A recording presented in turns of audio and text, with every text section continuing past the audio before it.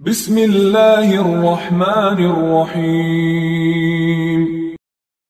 عبداللہ بن عباس رضی اللہ عنہ نے بیان کیا کہ عرفہ کے دن میدان عرفات سے وہ نبی کریم صلی اللہ علیہ وسلم کے ساتھ آ رہے تھے۔ حضرت صلی اللہ علیہ وسلم نے پیچھے سخت شور، اونٹ ہانکنے کا اور اونٹوں کی مار دھاڑ کی آواز سنی تو آپ صلی اللہ علیہ وسلم ان کی طرف اپنے کوڑے سے اشارہ کیا اور فرمایا، لوگو آہستگی و وقار اپنے اوپر لازم کر لو، اونٹوں کو تیز دوڑانا کوئی نیکی نہیں ہے۔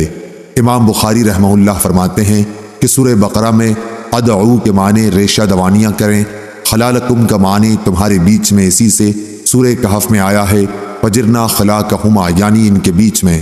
صحیح بخاری حدیث نمبر 1671۔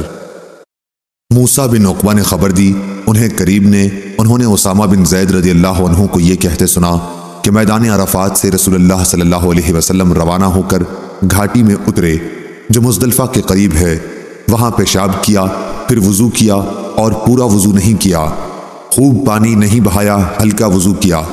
میں نے نماز کے متعلق عرض کی تو فرمایا کہ نماز آگے ہے۔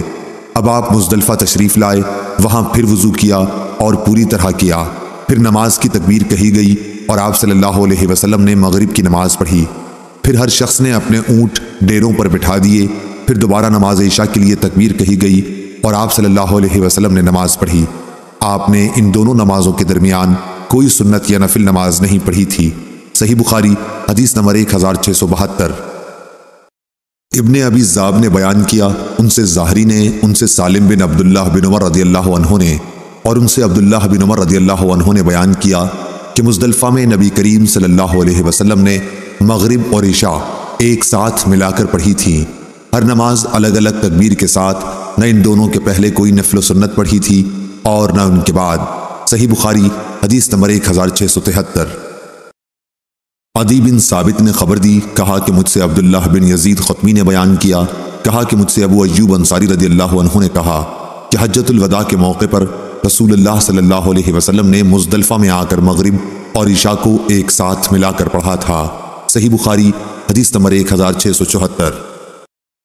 ابو اسحاق عمر بن عبداللہ نے بیان کیا، کہا کہ میں نے عبد الرحمن بن یزید سے سنا کہ عبداللہ بن مسعود رضی اللہ عنہ نے حج کیا، آپ کے ساتھ تقریباً عشاء کی اذان کے وقت ہم مزدلفہ میں بھی آئے، آپ نے ایک شخص کو حکم دیا، اس نے اذان تکبیر کہی اور آپ نے مغرب کی نماز پڑھی، پھر 2 رکعت سنت اور پڑھی اور شام کا کھانا منگوا کر کھایا۔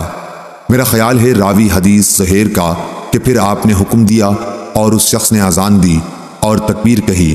عمرو راوی حدیث نے کہا، میں یہی سمجھتا ہوں کہ شک زہیر عمرو کے شیخ کو تھا۔ اس کے بعد عشاء کی نماز 2 رکعت پڑھی۔ جب صبح صادق ہوئی تو آپ نے فرمایا کہ نبی کریم صلی اللہ علیہ وسلم اس نماز فجر کو اس مقام اور اس دن کے سوا اور کبھی اس وقت طلوع فجر ہوتے ہی نہیں پڑھتے تھے۔ عبداللہ بن مسعود رضی اللہ عنہ نے یہ بھی فرمایا کہ یہ صرف 2 نمازیں آج کے دن اپنے معمولی وقت سے ہٹا دی جاتی ہیں، جب لوگ مزدلفہ آتے ہیں تو مغرب کی نماز عشاء کے ساتھ ملا کر پڑھی جاتی ہیں اور فجر کی نماز طلوع فجر کے ساتھ ہی۔ انہوں نے فرمایا کہ میں نے رسول اللہ صلی اللہ علیہ وسلم کو اسی طرح کرتے دیکھا تھا۔ صحیح بخاری حدیث نمبر 1675۔ سالم نے بیان کیا کہ حضرت عبداللہ بن عمر رضی اللہ عنہ اپنے گھر کے کمزوروں کو پہلے ہی بھیج دیا کرتے تھے اور وہ رات ہی میں مزدلفہ میں مشعر حرام کے پاس آ کر ٹھہرتے اور اپنی طاقت کے مطابق اللہ کا ذکر کرتے تھے، پھر امام کے ٹھہرنے اور لوٹنے سے پہلے ہی منا آ جاتے تھے۔ بعض تو منا فجر کی نماز کے وقت پہنچتے اور بعض اس کے بعد۔ جب منا پہنچتے تو کنکریاں مارتے اور حضرت عبداللہ بن عمر رضی اللہ عنہ فرمایا کرتے تھے کہ رسول اللہ صلی اللہ علیہ وسلم نے ان سب لوگوں کے لیے یہ اجازت دی ہے۔ صحیح بخاری حدیث نمبر 1676۔ حماد بن زید نے بیان کیا، ان سے ایوب سختیانی نے، ان سے اکرمہ نے اور ان سے عبداللہ بن عباس رضی اللہ عنہ نے کہ نبی کریم صلی اللہ علیہ وسلم نے مجھے مزدلفہ سے رات ہی میں منا روانہ کر دیا تھا۔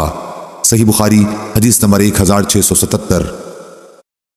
عبید اللہ بن ابی یزید نے خبر دی، انہوں نے ابن عباس رضی اللہ عنہ کو یہ کہتے سنا کہ میں ان لوگوں میں تھا جنہیں نبی کریم صلی اللہ علیہ وسلم نے اپنے گھر کے کمزور لوگوں کے ساتھ مزدلفہ کی رات ہی میں منا بھیج دیا تھا۔ صحیح بخاری حدیث نمبر 1678۔